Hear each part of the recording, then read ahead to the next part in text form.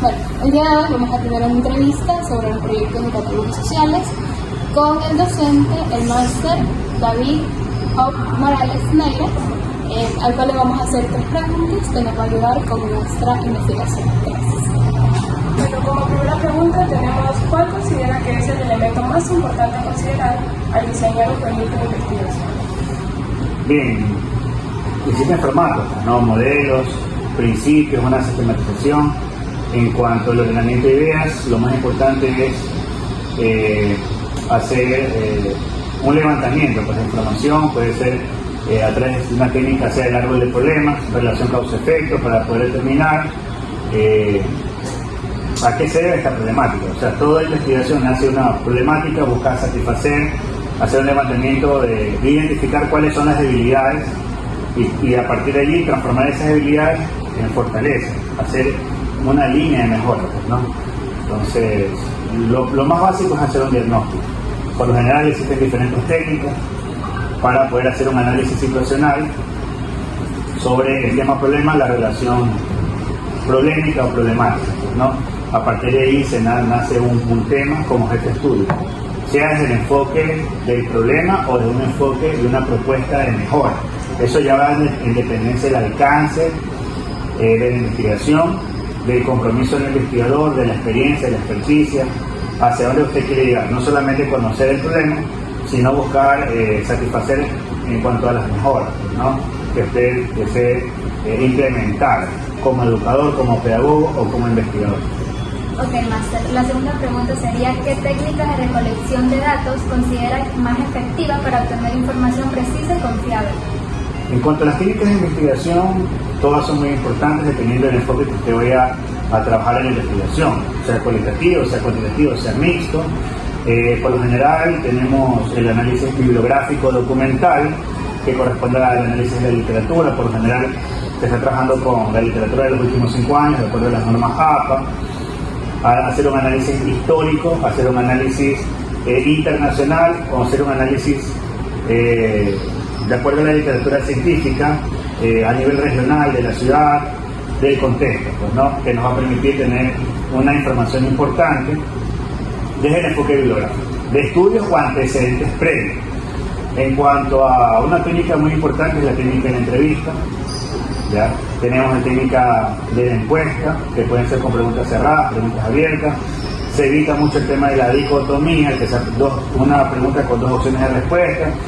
Se trabaja mucho con la escala de Likert, ¿sí? Que vienen a ser de 4 a 5 opciones de respuesta. Actualmente, sobre todo para la elaboración de estos instrumentos de evaluación, se está trabajando mucho con criterios de expertos, que sean expertos que me permitan la validación de la elaboración e implementación de ese instrumento de recolección de datos. Tenemos muy importante, dependiendo del tipo de investigación que usted vaya a hacer, puede ser el focus group, tenemos lo que es la entrevista, tenemos visitas de campo, tenemos estudios a través de aplicación de diferentes tests, pueden ser de diagnósticos en el desarrollo, dependiendo el alcance de la investigación, pues, ¿no? Los alcances de la investigación, recordando, es exploratorio, descriptivo. Tenemos estos otros 2, ¿no? Que corresponden a alcances que tienen que ver, dependiendo de la investigación, si sea experimental, cuasi experimental, sea una investigación totalmente cualitativa, que puede ser solamente un producto de estudios previos, o si usted va a hacer longitudinal un estudio que es de diferentes momentos de la investigación. O sea, dependiendo de ustedes el alcance que ustedes van a dar en la investigación. Entonces, todas las técnicas son importantes. Puede ser la observación participativa, la observación no participativa. Y actualmente existen diferentes instrumentos de validación. Uno de los más utilizados es la ALFA de Cronbach, que es un método estadístico de validación en este caso del instrumento, que viene a ser muchas veces la encuesta. Entonces, para mí todos los instrumentos son muy importantes. Lógicamente que los métodos y técnicas van dependiendo del enfoque, van dependiendo el tipo de investigación que usted vaya a realizar.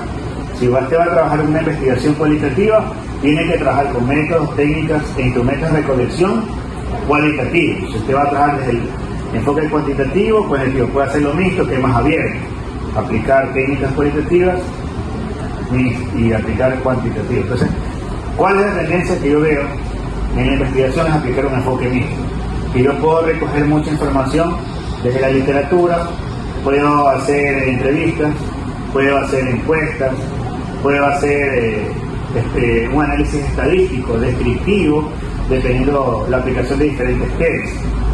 Ustedes lo saben, ¿no? Sacan moda, mediana, cosas ahí, varianza. Entonces, todo eso son datos que usted le va a permitir darle mayor credibilidad a su trabajo, a su investigación. La siguiente pregunta es, ¿cómo integra la investigación en lo que es la enseñanza y aprendizaje dentro del aula? Bien, yo en lo personal, en las asignaturas que he visto, la investigación es transversal. La investigación actualmente es un criterio de evaluación educativa, o sea, tenemos que fomentar la investigación. Entonces, de acuerdo a lo que yo trabajo es hacer análisis de artículos científicos, capítulos de libros, trabajo mucho en el tema de la investigación cualitativa, análisis documental, trabajamos también en el tema de microensayos, que se familiaricen con la estructura de artículos científicos, proyectos de investigación. Yo al menos trabajo de manera transversal el tema de la investigación en todas las asignaturas que doy. Ya, como componente del trabajo de investigación que tenemos que enviar, yo lo alineo a los proyectos educativos, proyectos escolares. Entonces, como una fase preliminar del proyecto que ellos van a implementar, participen, elaboren y ejecuten un proyecto de investigación donde se ejecute elevando la necesidad problemática, y a partir de allí la propuesta se va a fundamentar bajo los lineamientos del Ministerio de Educación del Ecuador, que son propuestas que corresponden, pues no sean proyectos disciplinares, proyectos interdisciplinares. Si hablamos desde la parte educativa, para educación básica, bachillerato. Como quien dice, ejecutarlo todo y llevarlo a la realidad. O sea, hacemos una implementación de un proyecto previo a la investigación básico, pero como producto, en mi propuesta de trabajo es implementar planificaciones microcurriculares, sean desde la perspectiva de planificación disciplinar, PUD o planificación interdisciplinaria, proyectos integradores. O sea, yo pertenezco a una carrera de formación docente y todos los proyectos trato de alinearlos bajo los lineamientos del Ministerio de Educación del Ecuador, y que ellos, en este proceso de enseñanza-aprendizaje, tomen experiencia, experticia en cuanto a los proyectos que a futuro tendrán que elaborar e implementar y evaluar en el aula. O sea, trato de llevarlos a la realidad profesional, a la práctica profesional, a la praxis. Me fundamento toda mi actividad docente en las leyes y en la normativa, en instructivos, en acuerdos ministeriales, en la Ley Orgánica de Educación Intercultural, en el Reglamento General de la Ley Orgánica de Educación Intercultural, a todo lo que corresponde a la normativa vigente, planes de estudio, Plan Nacional de Desarrollo, Constitución de la República del Ecuador, Código de la Niñez y Adolescencia, porque es un todo. El maestro tiene que tener una base legal muy clara, nítida, como sostén de lo que se viene más adelante. La implementación del currículo. No puede haber un maestro si no conoce el currículo. Tiene que ser un experto del currículo de la asignatura que está dictando. No podemos nosotros elaborar proyectos o implementar proyectos si tenemos ausencia de conocimiento del currículo. Entonces, el maestro, todo maestro que está al frente de una asignatura, tiene que conocer 100% en plenitud el currículo, para a partir de allí se comiencen a presentar todos los proyectos, pues, ¿no? Que son microcurriculares, sobre todo los que trabaja el maestro.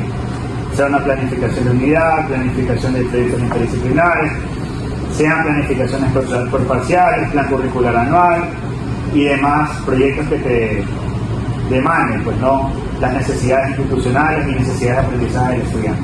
En este caso, las necesidades educativas especiales también serían una manera de integrar el proyecto. Claro.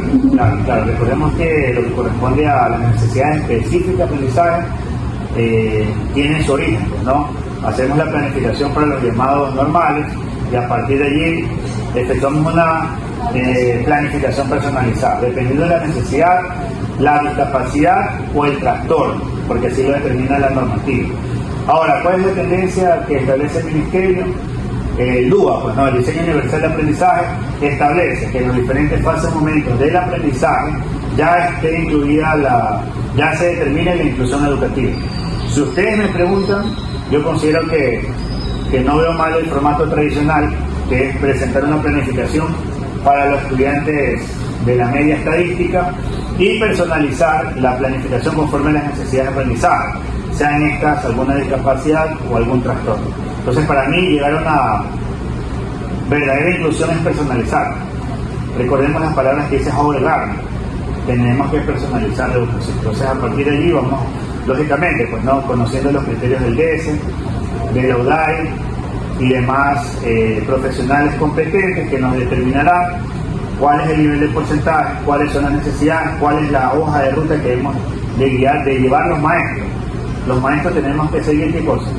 Los lineamientos que nos dan los profesionales de la psicología, sociología, psicopedagogos, médicos especialistas, etc. Entonces, a partir de ahí, de ese diagnóstico, nosotros elaboramos nuestras adaptaciones curriculares, ¿no?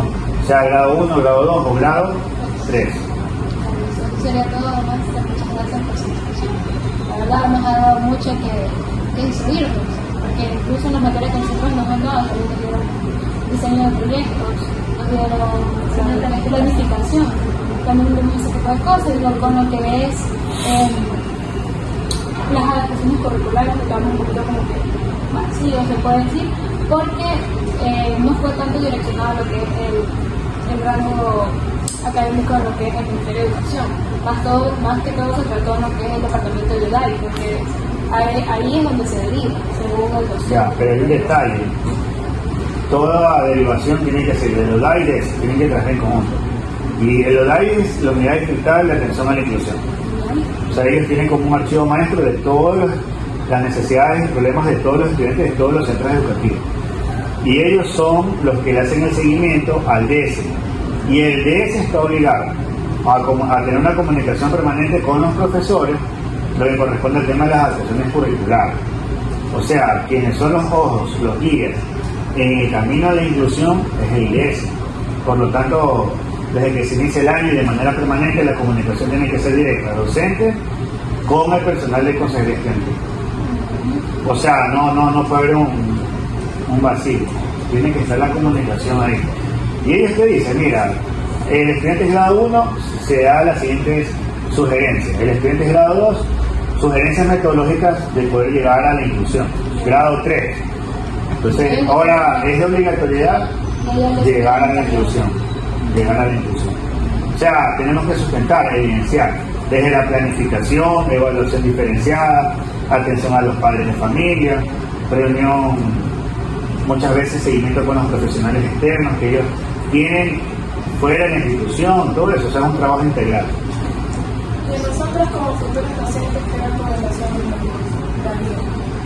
Que no se apague la llama de dictar a clase, que vivan con amor, con pasión, que es una carrera muy bonita, que sigamos bajo los principios de Gabriela Mistral.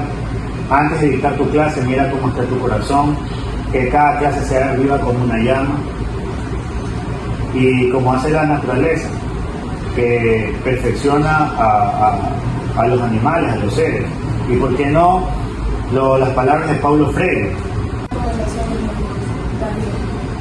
que no se apague la llama de dictar a clase, que vivan con amor, con pasión, que es una carrera muy bonita, que sigamos bajo los principios de Gabriela Mistral. Antes de dictar tu clase, mira cómo está tu corazón, que cada clase sea viva como una llama, y como hace la naturaleza, que perfecciona a los animales, a los seres. Y por qué no las palabras de Paulo Freire: que seamos recordados como personas que amamos. Entonces, la docencia es un trabajo de amor, de pasión, de entrega, de sacrificio. Si vamos a ver muchas veces el tema económico, a partir de allí comenzamos a condicionar nuestro trabajo. Tenemos que buscar que nuestra labor es un apostolado. Estamos para formar personas, seres humanos, personas de bien. Y estamos, como lo dijo Paulo Freire, para construir sueños. Cuando todo está deshecho, el maestro va a construir, va a rediseñar, va a pintar.